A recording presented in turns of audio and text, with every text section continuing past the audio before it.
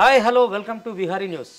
ఈరోజు మనం నల్గొండలో తెలంగాణ ఉద్యమ రచయిత, ప్రజా గాయకులు, ఒక రకంగా ప్రజా వాగ్గేయకారులు అంబటి వెంకన్న గారితో ఉన్నాం. అన్న నమస్తే. నమస్తే అన్న, తెలంగాణకు ముందు ప్రజల కోసం ప్రజల పాట, ప్రజాపాటగా నడిచిన మీ కలం తెలంగాణ వచ్చిన తర్వాత అంటే అది సర్కారు ఇచ్చిన గౌరవం కావచ్చు, లేదా ఎట్లన్నా కళాకారులు ఉన్నారు కదా సాంస్కృతిక సారథిగా. సో పెన్నును అణచిపెట్టినట్టు అనిపిస్తుందా? పెన్నునేం అణచిపెట్టలేదు.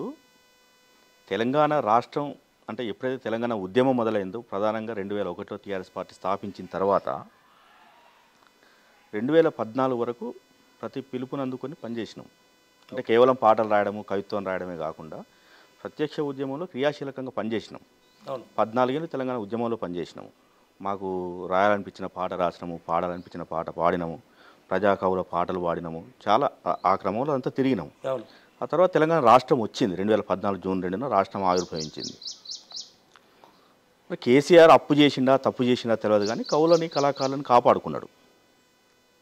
10 సంవత్సరాలుగా నిజంగా కూడా చెప్తున్నా, 14 సంవత్సరాలు నిర్విరామంగా తిరిగినటువంటి కవులు కళాకారులు రాష్ట్రం వచ్చిన 10 సంవత్సరాల్లో పెన్నులు పక్కకు పడేసిండు అనడానికన్నా కాస్త ప్రశాంతంగా జీవించిందని చెప్పాలి. కవులు కళాకారులు మొత్తానికంటే గవర్నమెంట్కి ఏదో సరెండర్ అయిపోయినట్టు అట్లా ఎప్పుడేమీ లేదు. అంటే ఏ కవికైనా తను రాసుకునే స్వేచ్ఛ ఉన్నది, కళాకారుడు పాడుకునేటువంటి అవకాశం ఉన్నది.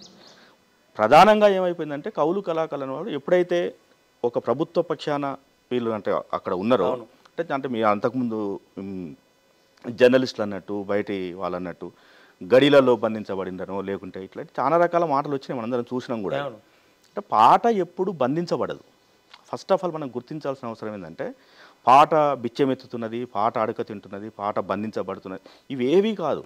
పాట ఎప్పుడు బంధించబడదు, పాట ఎప్పుడు బిచ్చం ఎత్తదు, పాట ఎప్పుడు జోలే పట్టదు. పాటగాళ్ళు ఎవరైనా ఆ పాటను పట్టుకొని పోయేవాళ్ళు వాళ్ళు బిచ్చమెత్తుతారు, వాళ్ళు గడిలలో బంధించబడుతుండొచ్చు, కానీ పాట ఎప్పుడు బంధించదు. పాటను బంధించే శక్తి ఎవరికి లేదు. Then clear. అంటే ఈ వివరణ బాగుందన్న. కానీ నేనేమంటానంటే, మీరు ఒక పక్షంలో ఉన్నప్పుడు ప్రభుత్వం ఏం చెప్తే అదే చెప్పాలి, అది చేసినా చేయకపోయినా చెప్పాలి.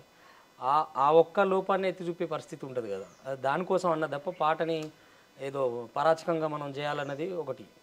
ముందుగా మీరు తెలంగాణ ఉద్యమం నడుస్తున్నప్పుడు కానీ, తెలంగాణ ఉద్యమానికి ముందు కూడా మీరు వేసిన పుస్తకాలు, రాసిన జానపద కథలు కావచ్చు, సామాజిక కథలు కావచ్చు, పాటలు కావచ్చు, ఇప్పుడు అంత విరివిగా వాటికి అంత విలువ ఇప్పుడు ఉందంటారా?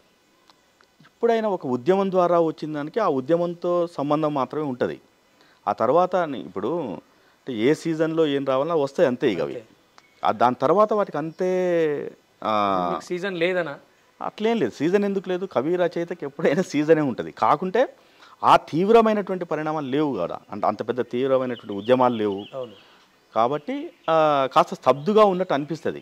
కవి రచయిత ఇంతకుముందు చాలామంది కవులు చెప్పారు, నిశ్శబ్దంగా ఉంటే అంటే గోడకు వేలాడే తుపాకీ కూడా నిశ్శబ్దంగానే ఉంటుందని. అంత మాత్రం అది పేలదని కాదు, పేలుతుంది, దానికి సందర్భం ఉంటుంది. ఓకే అన్న. అంటే కాంగ్రెస్ ప్రభుత్వాన్ని ఇప్పుడు ఫేస్ చేస్తారు, కారు ప్రభుత్వాన్ని ఫేస్ చేసారు, 10 ఏళ్ళు ఓకే జీతం తీసుకురు. ఇప్పుడు ఎట్లా ఉంది కాంగ్రెస్ వాళ్ళు? బాగానే ఈ సర్కారులో ఎట్లా ఉంది?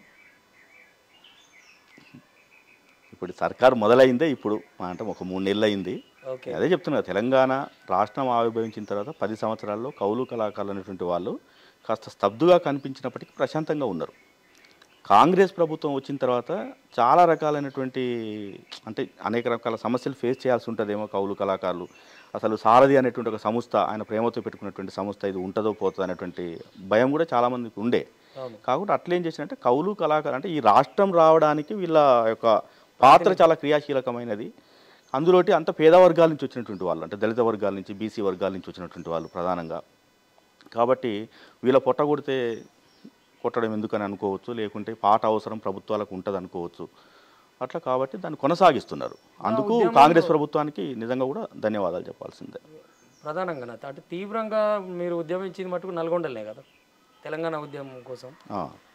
అప్పుడు మీకు బాగా పేరు తెచ్చిన మీ పాట ఏది?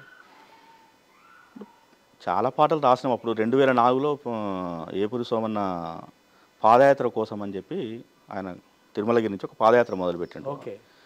అంతకుముందు 2002లోనే ఒక పాట రాసిన, అదేంటంటే పల్లె ఓయమ్మ తెలంగాణ మాయమ్మ జాడాలేదమ్మా నేనేడా చూడమ్మా బూసిబోసే కంకులల్లోనూ పసిపోరల మనసులల్లోనూ మోటబాయి పాట నువ్వు బాయిలో నీ ఊట నువ్వు ఆటకోయిల పాట నువ్వు అందమైన పూల తోట నువ్వే నోయమ్మా ఓ బంగారు మాయమ్మా పల్లె ఓయమ్మా తెలంగాణ మాయమ్మా జాడాలేదమ్మా నేనేడా చూడమ్మా.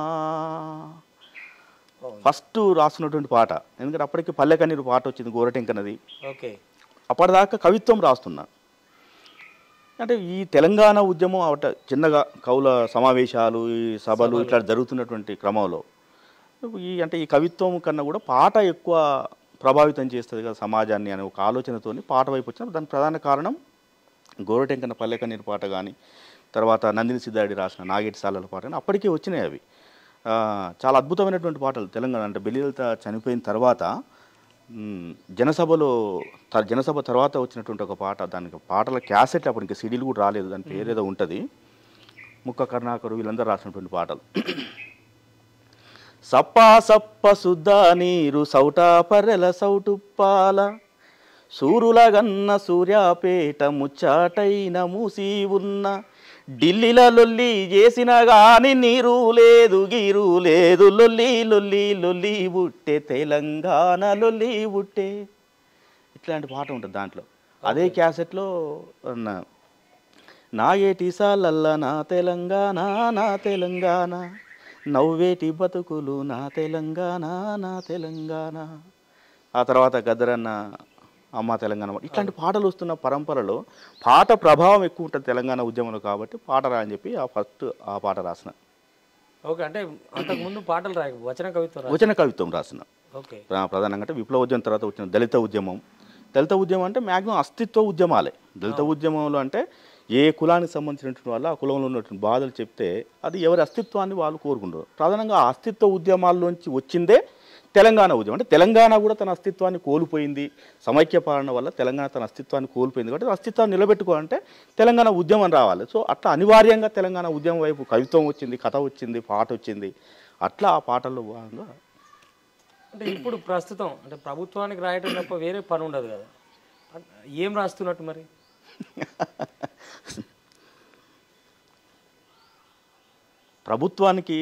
ప్రభుత్వం ఏమైనా సంక్షేమ పథకాలు ఉంటాయి వాళ్ళకు అంతే. అంటే ఏ ప్రభుత్వం వచ్చినా కూడా ఏ ఒక సంక్షేమ పథకాలు ఉంటాయి. ఆ సంక్షేమ పథకాలకు సంబంధించి ఎన్ని పాటలు రాస్తాం మహా అంటే, అయినా కూడా వాళ్ళకు అంటే సంక్షేమ పథకాల యొక్క సారాంశం జనానికి చేరే వరకు రచయితలుగా మా పని మేము చేస్తూ ఉన్నాం, అవి రాస్తూ ఉన్నాము.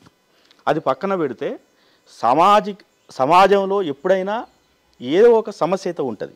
అవును, సామాజిక రాజకీయ అవగాహన లేకుండా ఏ కవి ఉండడు. సో ఆ సామాజిక రాజకీయ చైతన్యంతో సమాజాన్ని చైతన్యం చేసిన పాటలు రాస్తుంటాం. కానీ దాన్ని ఆ రికార్డ్ చేసే సందర్భం అంతా కావాలి కాబట్టి అవి అట్లాంటివి రాస్తున్నాం. పక్కన ఉంటాయి, అవి ఎప్పుడో ఒకప్పుడు మీరు అనుకున్నప్పుడు వస్తాయి అవి.